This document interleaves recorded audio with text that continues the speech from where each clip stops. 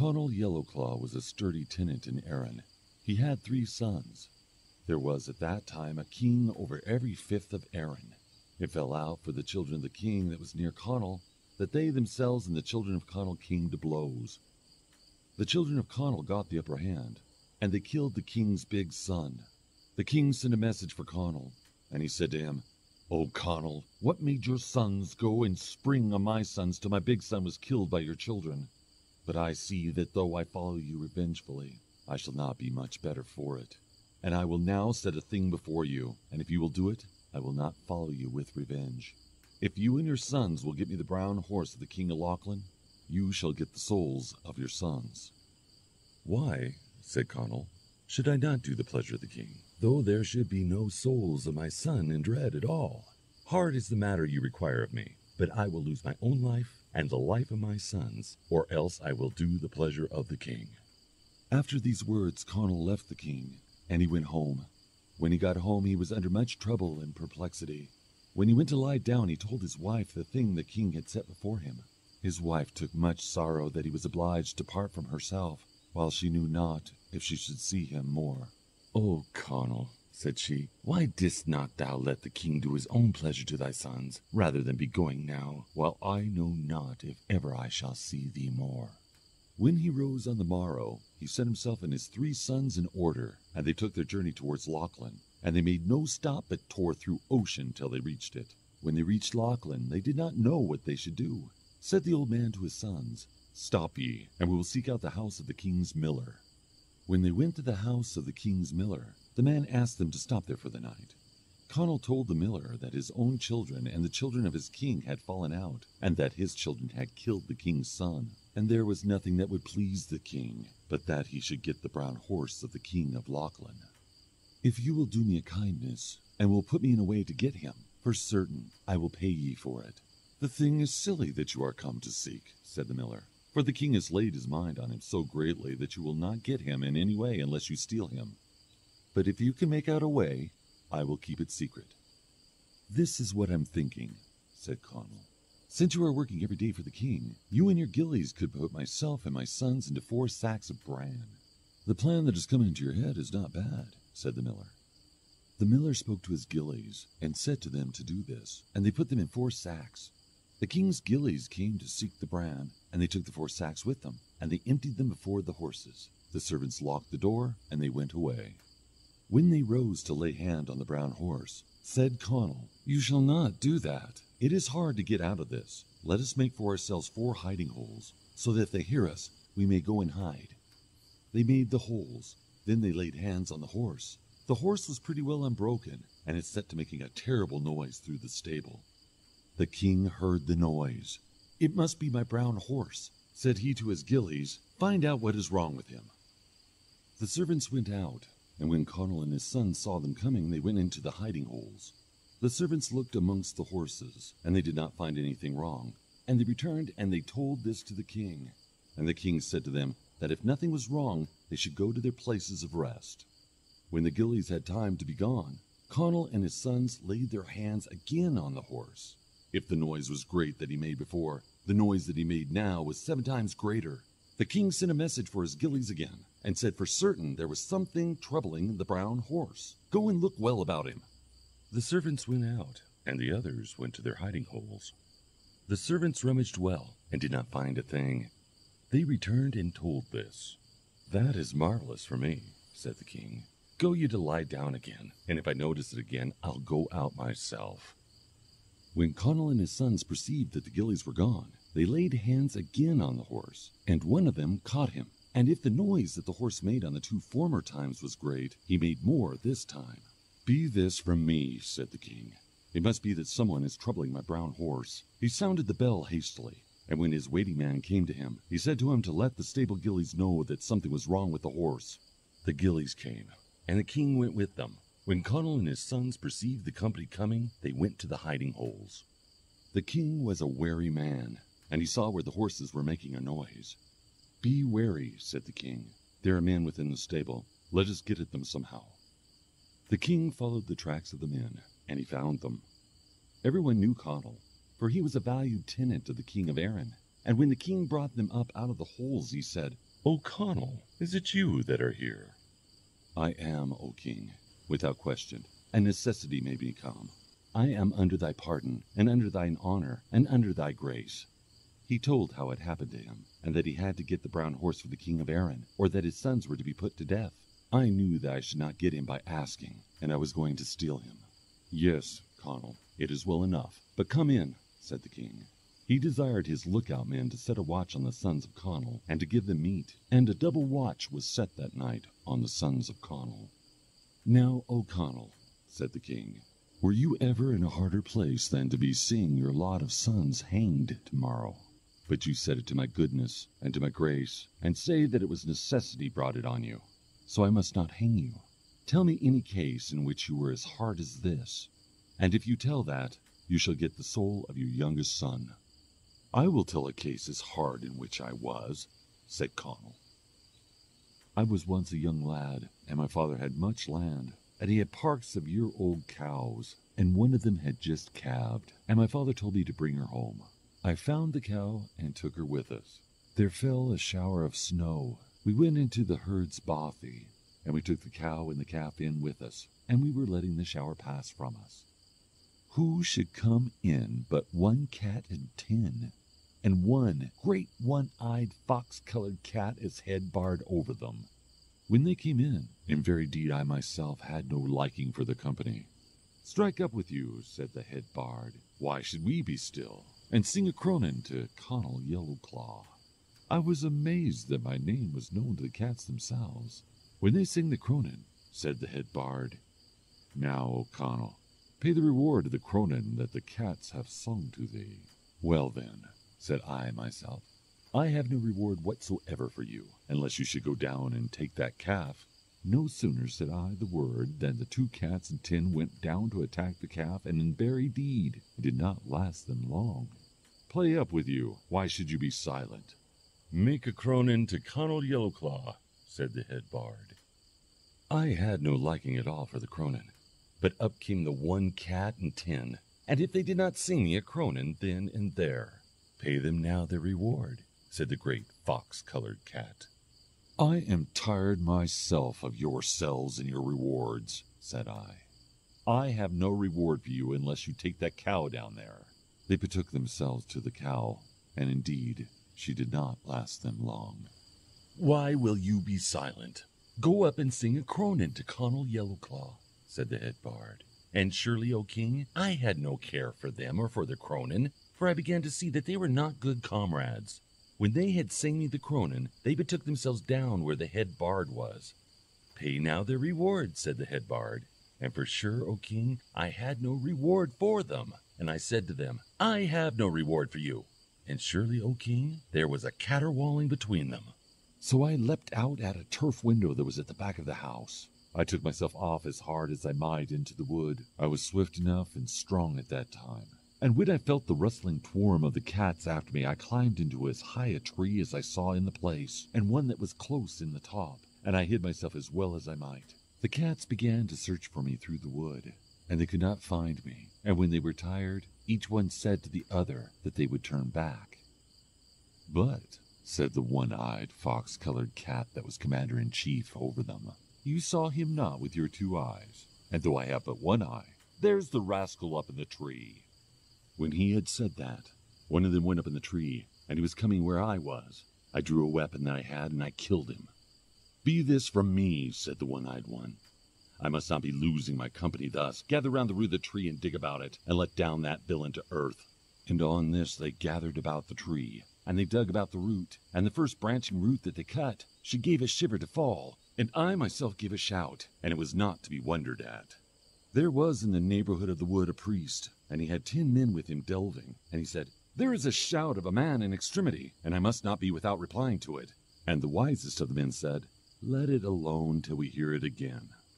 The cats began again digging wildly, and they broke the next root, and I myself gave the next shout, and in very deed it was not a weak one.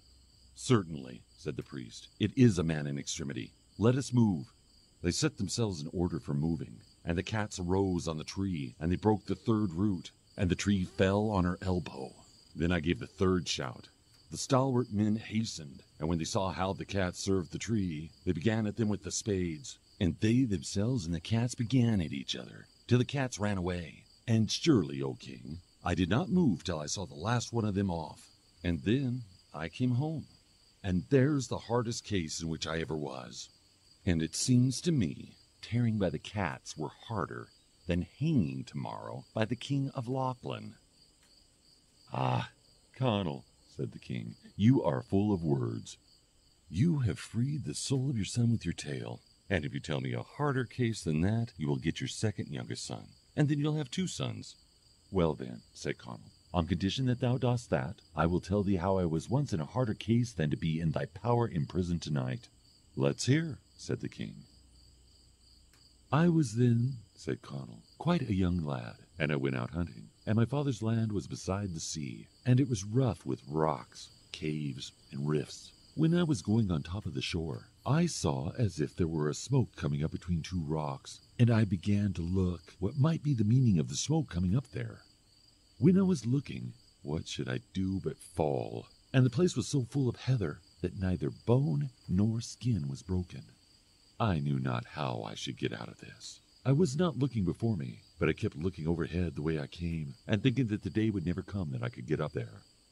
It was terrible for me to be there till I should die. I heard a great clattering coming, and what was there but a great giant and 24 of goats with him, and a buck at their head. And when the giant had tied the goats, he came up and he said to me, Hey-o, oh, Conall, it's long since my knife has been rusting in my pouch waiting for thy tender flesh. Ah, said I, it's not much you will be bettered by me. Though you should tear me asunder, I will make but one meal for you. But I see that you are one-eyed. I am a good leech, and I will give you the sight of the other eye. The giant went, and he drew the great cauldron on the side of the fire. I myself was telling him how he should heat the water, so that I should give it sight to the other eye. I got heather, and I made a rubber of it, and I set him upright in the cauldron.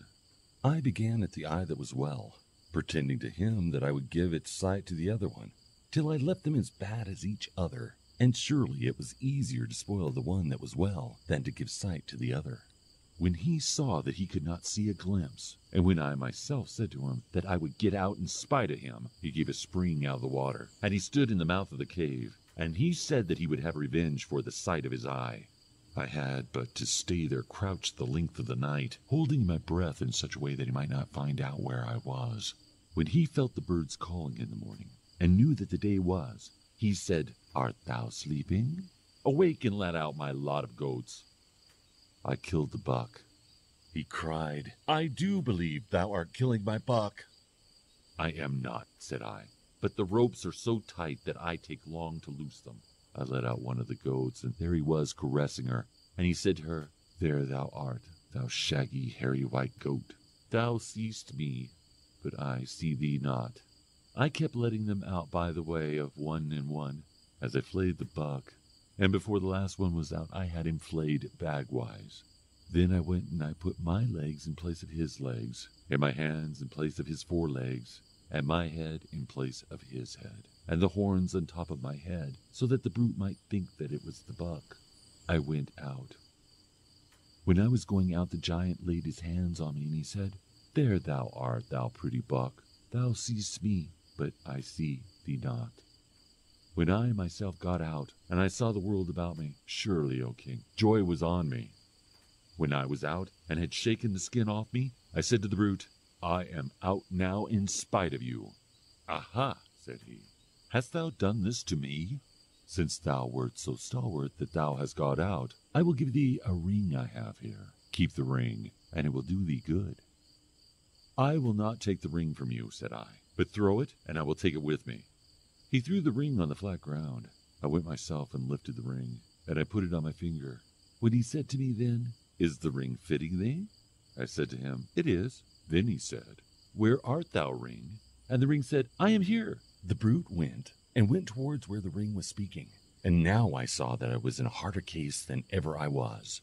I drew a dirk, I cut the finger from off me, and I threw it from me as far as I could out on the loch, and there was a great depth in the place. He shouted, Where art thou, ring?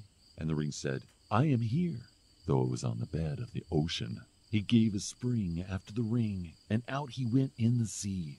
And I was as pleased then when I saw him drowning, as though you should grant my own life and the life of my 2 sons with me, and not lay any more trouble on me.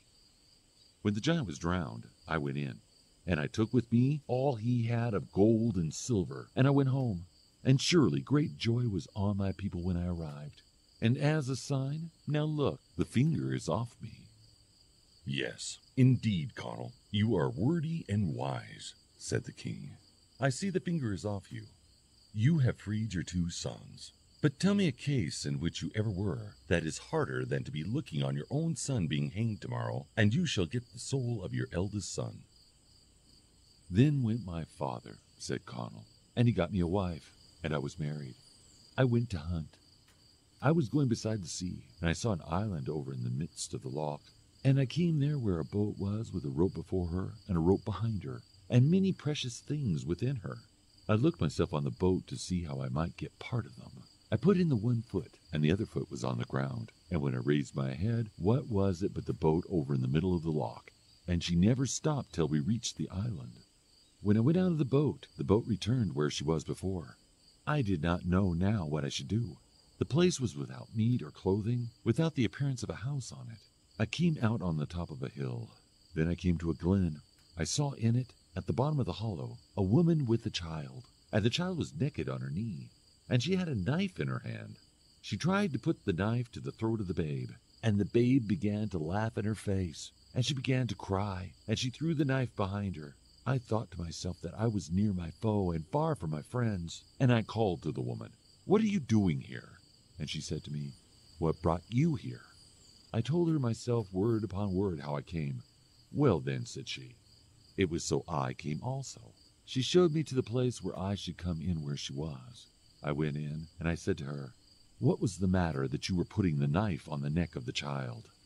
"It is that he must be cooked for the giant who is here, or else no more of my world will be before me."